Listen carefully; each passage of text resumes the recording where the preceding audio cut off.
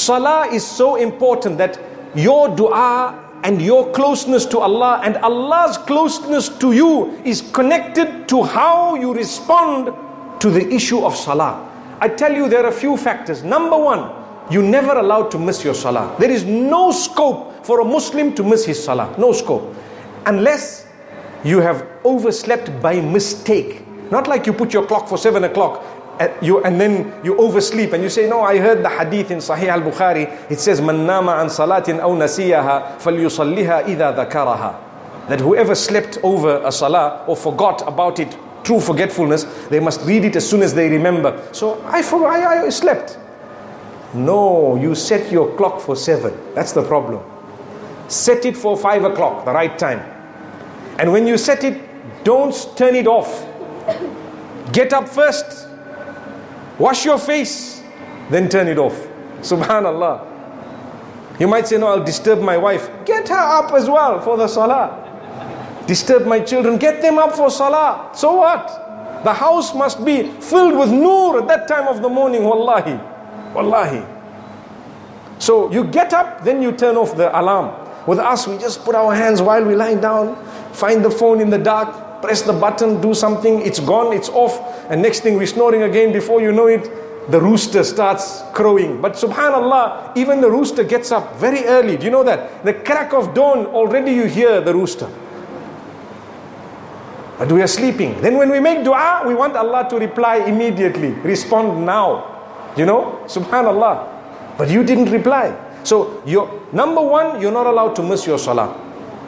Number two, don't delay your salah. Did you hear what we said? Don't delay it. Our problem, wallahi, is okay, it's time for Asr. What time is Maghrib? So they'll tell you Maghrib is at 6:12. So you say, okay, I'll read Asr at 6:05. How can you do that? That is a makruh time. That is something unacceptable. How can you decide, I'm going to delay my salah? Allah called you, you desperately need Him. Allah called you, you desperately need Him, but you're saying, hang on, last minute I'll come. Why do that? When you have a flight to go to another town, to another city, or to another island, you go how many hours before? 1.5, 2, 3 hours before to the airport. Why? Because you know, I have to check my bags, I have to go. And finally, before the flight, you are sitting waiting near the gate and there's still 20 minutes remaining. Am I right? What about your flight to the akhirah? Your flight into Jannah. You can't come 5 minutes early for your salah. Your salah will take you to Jannah, isn't it? As-salatu miftahu babil Jannah. Salah is the key to the door of Jannah. So for the flight to go to Grenada or to go across here or there or to fly wherever, you're ready to go very early. You get up early, you make sure everything is a plan made. But for Salatul Fajr, no ways, I'm sleeping. Which is more important? You can miss your flight to wherever you're going, no problem. But you cannot miss Jannatul Firdaus. Remember this. You cannot miss Jannatul Firdaus. Remember this.